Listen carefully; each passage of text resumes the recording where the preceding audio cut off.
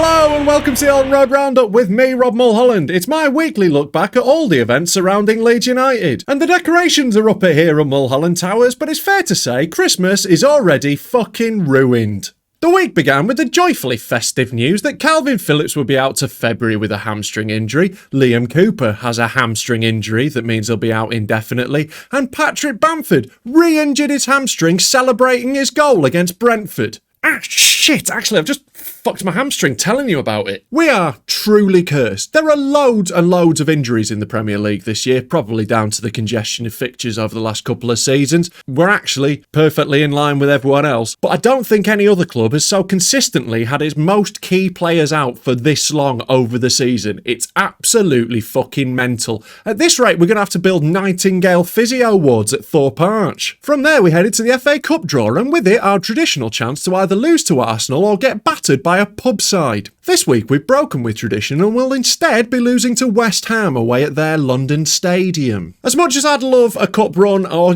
win a trophy, that'd be nice, we can dream. This year we've got bigger fish to fry. Honestly, at this point I'd send the Afghani national girls team to go play for us because we need every single first team player available and fit to go lose at West Ham Stadium a week later in the league. There was also some spicy Twitter beef this week, as our esteemed chairman Andrea Radrizzani cooked up a little online chilli by getting into it with our favourite round-headed goal-announcing journo Phil Hay. According to Radrizzani, in his reporting, Phil Hay had got a detail wrong about the deal for the San Francisco 49ers to eventually buy Leeds United, although it turns out later he didn't, and Rads had a big old strop publicly on the internet, as a professional does. Now, at any normal football club, the chairman having an insane rant at a beloved journalist would have been the biggest story of the week, but be honest, you'd forgotten it had even happened, hadn't you? You'd totally forgotten. This fucking football club, for God's sake. There was some nice news this week as Patrick Bamford's missus revealed on Instagram that the couple were expecting their first child. Congratulations to the both of them. It's genuinely lovely to see. And it's another fine example of our Paddy finishing in the box.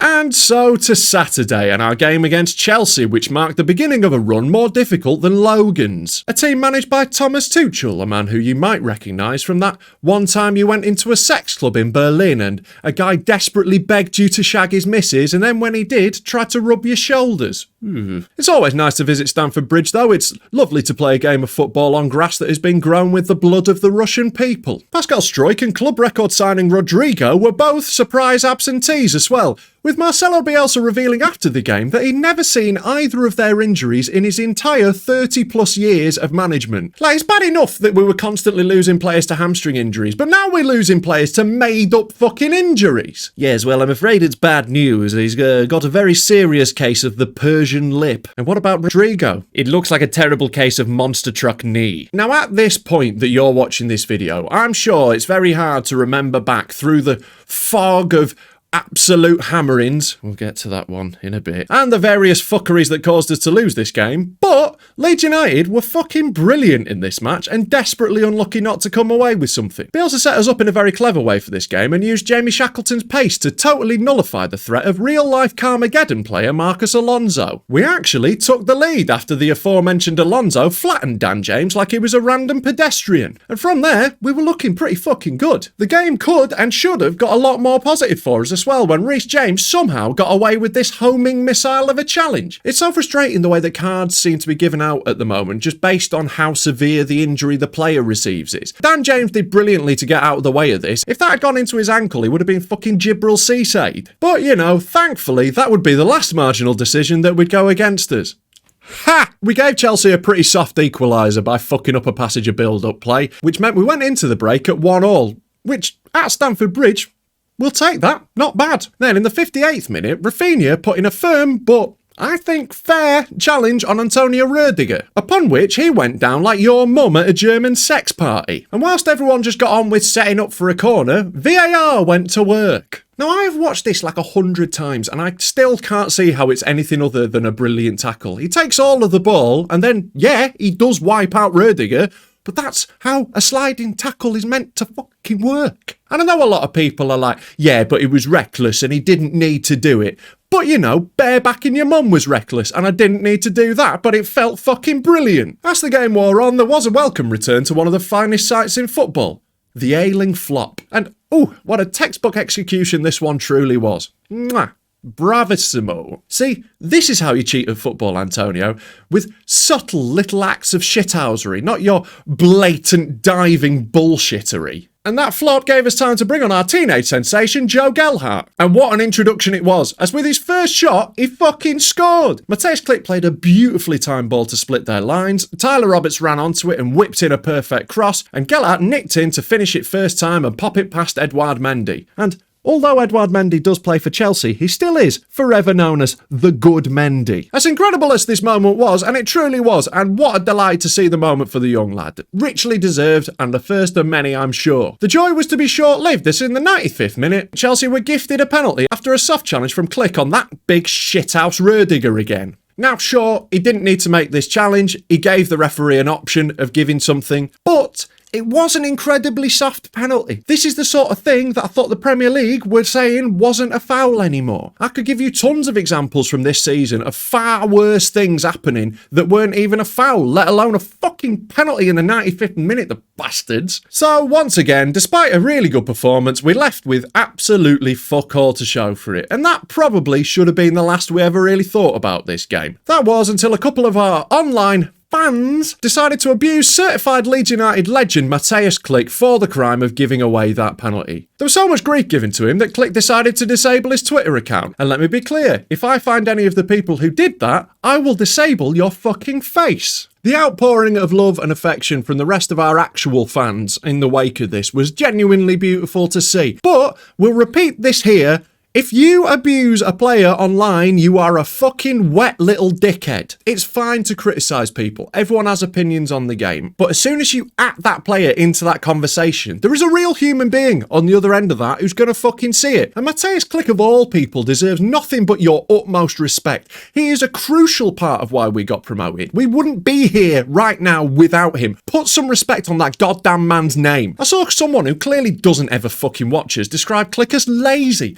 What the fuck are you on about? He played 96 league games in a row. He's been running through walls for us for years. What are you even watching, you fucking tiny little FIFA football dickhead? So sick of these little rats, but it does bear repeating. This is a tiny, tiny minority. It is a few knobheads. It is a tiny amount of little fucking sweaty virgins who've never done anything in their life criticising a genuine hero. Get to fuck, you little knobheads. Also after the game, the FA announced that they were investigating Chelsea for this moment where they surrounded the ref. Only joking, they're investigating us for this entirely different situation. It's maddening the double standard that we're held to. Like last week, there was a video that went viral of Real Betis fans chucking toys onto the pitch so they can be given to underprivileged kids for Christmas. But last week, we throw one cup at Sergi Canos in order to try and give an underprivileged kid concussion, and suddenly we're the dickheads. I just don't get it. If you're enjoying this, you can get extra content and all my videos ad-free over at patreon.com/Rob Mulholland. And why not check me out on the Damn Daniel podcast every week? And /or subscribe to my comedy channel, Rob Mulholland Comedy, where I've got stand-up comedy clips and very funny videos where I review absolutely everything. Right, back to it.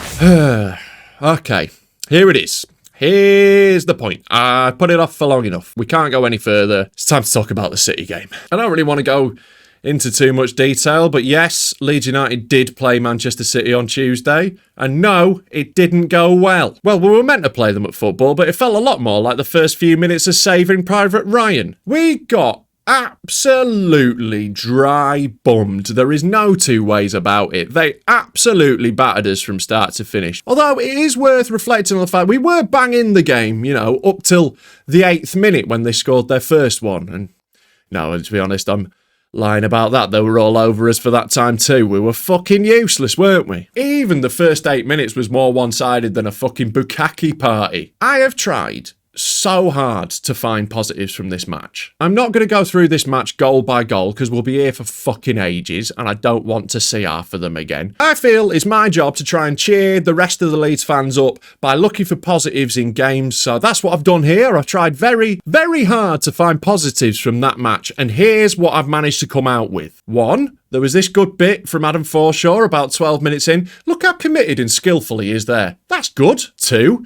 there was this fun bit where Rafinha did the splits behind the wall rather than lying down, which makes me think he might be hiding a secret talent as a ballerina. And 3, if Zinchenko had been sent off for this deliberate handball ass last man, like he should have been, we might have been able to keep it down to only 4 or 5-0. We didn't deserve anything out of this game. There was a gulf between us, or there was at least, the gulf's worth of oil money between us. Because let's get this into some context. Jack Grealish alone cost more than our entire first team on Tuesday. But that sort of thing is scant consolation in real time. The entire experience was fucking miserable. Halfway through, I genuinely considered switching my allegiance to the Latvian women's team for a bit of a respite. There was a point where the on-screen graphics came up and told us that in the last 5 minutes, Leeds had 4% possession, and I could not believe it had been that much. Most of our best spells of possession came from kickoffs. It was absurd how lopsided it was, and by the time that Kevin De Bruyne had spanked in their 5th, I'd gone full Mark Corrigan. That was too hard! So someone's going to get hurt if you kick it that hard. It was ridiculous. We weren't even close to them. But we have to remember, this is one of the best teams in the world and they were fucking flying. This is the sort of thing that happens in modern football, especially when you're a team in the lower half of the table who consistently tries to attack the big teams. Occasionally, you take a fucking walloping. And let's not forget, Liverpool conceded 7 to fucking Villa last season. These things can happen. It's not the end of the fucking world. Games against City aren't going to define our fucking season. I saw a few dickheads on Twitter like, this is the lowest moment as a Leeds United fan I've ever known. And grow the fuck up, you child. If this is the lowest moment you can remember as a Leeds fan, you clearly can't remember more than 2 seasons ago. I remember watching Nottingham Forest put 7 past us when they had fucking Chris Gunter playing. It's hardly fucking Phil Foden and Kevin De Bruyne, alright? I'm not denying it was fucking horrible though, and I think Bielsa's I'm not angry, I'm just disappointed stare at the end of the game will haunt us and the players for a long time. But a special mention has to be made to our fans, who were fucking incredible. They did not stop singing for the entire 90 minutes, despite us getting a rogering like a teenage girl at Prince Andrew's gaff, whilst Man City's fans snuck out before the end of the game. What is the point of supporting a football team if you're not even going to stay and enjoy and applaud your team off after a 7-0 fucking win? Fuck being that jaded. I genuinely don't want to be one of these mega petrol clubs. I'll take these occasional pastings, not to just have this bland, miserable, passionless experience. And anyway, no matter how bad you felt watching it, just remember, it was Rafinha's birthday. Happy birthday, lad. On to Arsenal now on Saturday, and we need a bit of a response from that. I'm not saying we definitely have to beat them, but we have to play a lot fucking better, which is going to be difficult because now Junior Firpo's out suspended and Jamie Shackleton got a hamstring injury. Ah, shit, I've just done my other one. So we're back to our full backless formation again. This little run was always going to be brutal. It just got extra brutal on Tuesday night. We'll get through it. We'll get through the rest of the season and we'll be fucking fine. I totally believe that. Keep the faith. Back Bielsa all the way. Thank you very much to my Patreons for supporting me. You're the realist. I'll catch you again next time. Marching on together.